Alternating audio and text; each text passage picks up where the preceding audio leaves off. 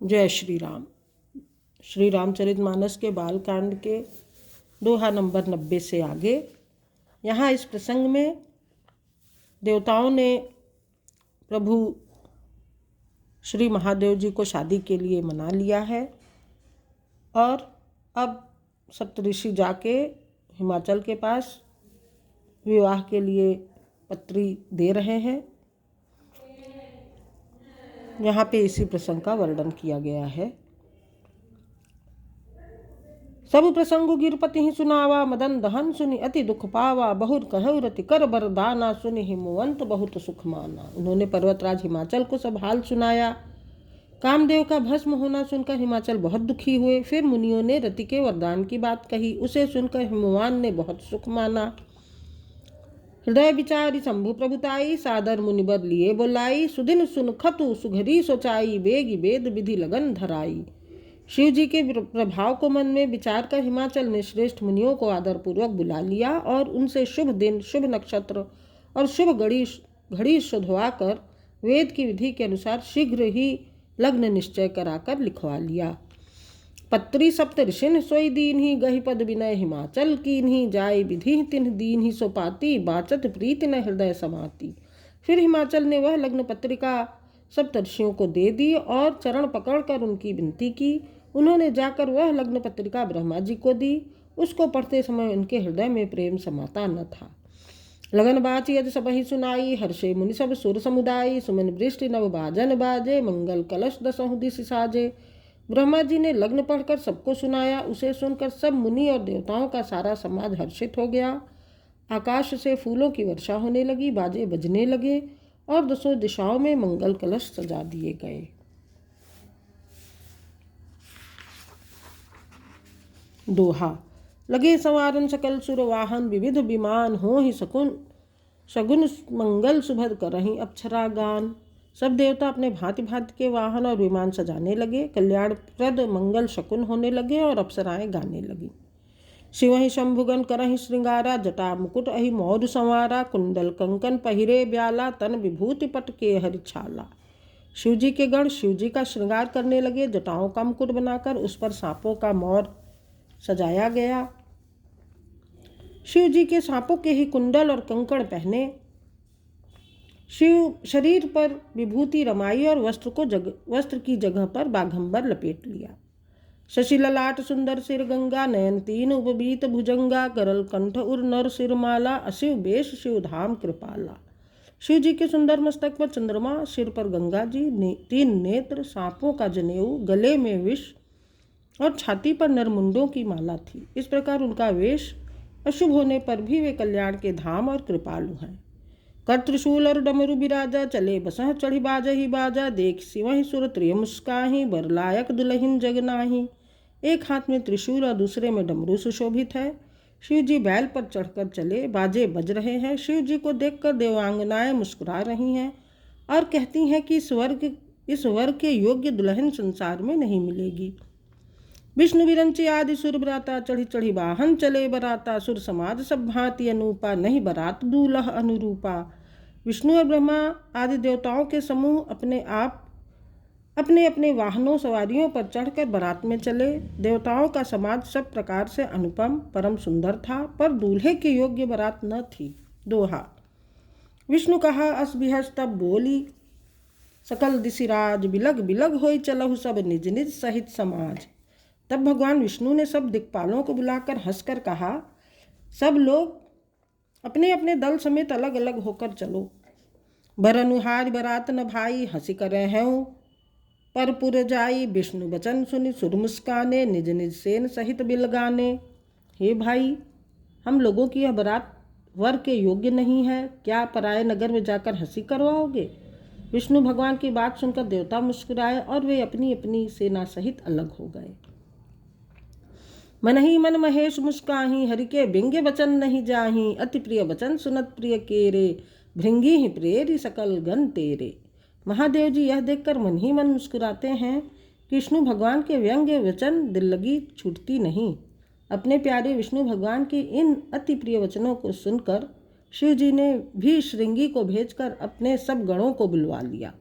शिव अनुशासन सुनि सब आए, प्रभुपद जलद शीस तिन नाए, नाना वाहन नाना बेशा, बिहसे शिव समाज निज देखा।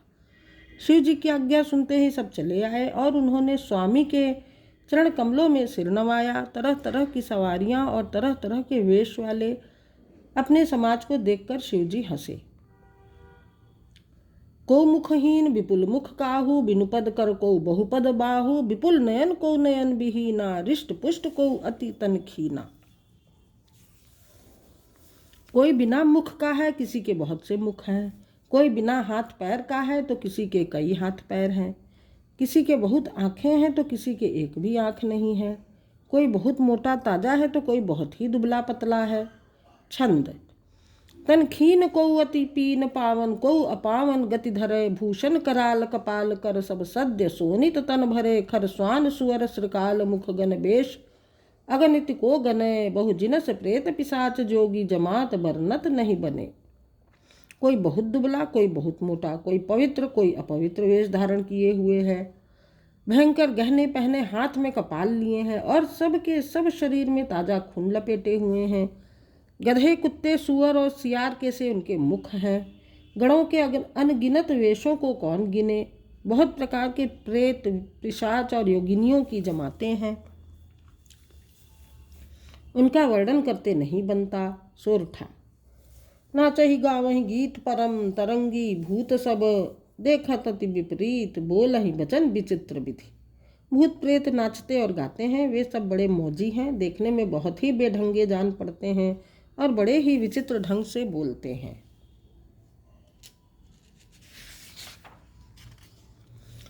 जस दूलहु तस बनी बराता, कौतुक विविध हो ही मग जाता, यहाँ हिमाचल रचे बिताना, अति विचित्र नहीं जाई बखाना। जैसा दूल्हा है अब वैसी ही बारात बन गई है। मार्ग में चलते हुए भांति भांति के कौतुक तमाशे होते जाते हैं। इधर हिमाचल ने ऐसा विचित्र मंडप बनाया कि जिसका वर्णन नहीं हो सकता। सैल सकल जहाँ लगी जगमाही, लघु विशाल नहीं बरन सिराही, वन सागर सब नदी तालाबा, हिम गिर सब कहो निवत पठावा। जगत में जितने छोटे बड़े पर्वत थे जिनका वर्णन करके पार नहीं मिलता, तथा जितने वन समुद्र नदियाँ और तालाब थे, हिमाचल ने सबको न्योता भेजा। कामरूप सुंदर तनधारी, सहित समाज सहित बर नारी, गए सकल तो हिमाचल गेहा, गावहि मंगल सहित स्नेहा। वे सब अपनी इच्छानुसार रूप धारण करने वाले सुंदर शरीर धारण कर सुंदरी स्त्रियों और समाजों के साथ हिमाचल के घर गए। सभी स्नेह सहित मंगल गीत गाते हैं। प्रथम ही गिरि बहु गृह संवर आए, जथा जोग जह तह सब छाए, पुर शोभा अवलोकि सुहाई, लागई लघु बिरंचि निपुनाई। हिमाचल ने पहले से ही बहुत से घर सजवा रखे थे। यथा योग्य उन स्थानों में सब लोग उतर गए। नगर की सुंदर शोभा देखकर ब्रह्मा की रचना चातुरी भी तुच्छ लगती थी। छंद। लघुलाग विधि की निपुणता, अवलोकि पुर शोभा सही, बनबाग कूप तड़ाग सरिता, सुभग सब सक को कही, बंगल विपुल तोरण पताका, केतु गृह गृह सोहहीं, बनिता पुरुष सुंदर चरुत छवि, देख मुनि मन मोहहीं। नगर की शोभा देखकर ब्रह्मा की निपुणता सचमुच तुच्छ लगती है। वन बाग कुएं तालाब नदियाँ सभी सुंदर हैं, उनका वर्णन कौन कर सकता है। घर घर बहुत से मंगल सूचक तोरण और ध्वजा पताकाएं सुशोभित हो रही हैं। वहाँ के सुंदर और चतुर स्त्री पुरुषों की छवि देखकर मुनियों के भी मन मोहित हो जाते हैं। जगदम्बा जहाँ अवतरी, सो पुरु बरन की जाई, रिद्धि सिद्धि संपत्ति सुख नित नूतन अधिकाई। जिस नगर में स्वयं जगदम्बा ने अवतार लिया, क्या उसका वर्णन हो सकता है। वहाँ रिद्धि सिद्धि संपत्ति और सुख नित नए बढ़ते जाते हैं। नगर निकट बरात सुनी आई, पुर खर भरु शोभा अधिकाई, करी बनाओ सजी बाहन, नाना चले लेन सादर अगवाना। बरात को नगर के निकट आई सुनकर नगर में चहल पहल मच गई, जिससे उसकी शोभा बढ़ गई। अगवानी करने वाले लोग बनाव श्रृंगार करके तथा नाना प्रकार की सवारियों को सजाकर आदर सहित बारात को लेने चले। ही हर्षे सुरसेन निहारी, हरहि देखी अति भय सुखारी, शिव समाज जब देखन लागे, बिडर चले बाहन सब भागे। देवताओं के समाज को देखकर सब मन में प्रसन्न हुए और विष्णु भगवान को देखकर तो बहुत ही सुखी हुए, किंतु जब शिव जी के दल को देखने लगे तब तो उनके सब वाहन सवारियों के हाथी घोड़े रथ के बैल आदि डरकर भाग चले।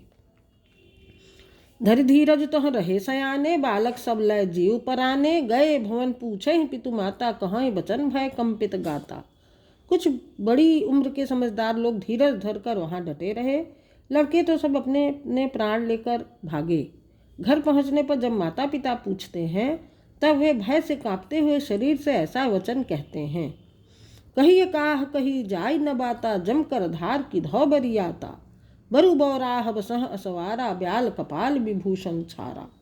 क्या कहें, कोई बात कही नहीं जाती। यह बारात है या यमराज की सेना। दूल्हा पागल है और बैल पर सवार है। सांप, कपाल और राख ही उसके गहने हैं। छंद। तन छार ब्याल कपाल भूषण, नगन जटिल भयंकरा। संग भूत प्रेत पिशाच जोगिन, बिकट मुख रजनीचरा।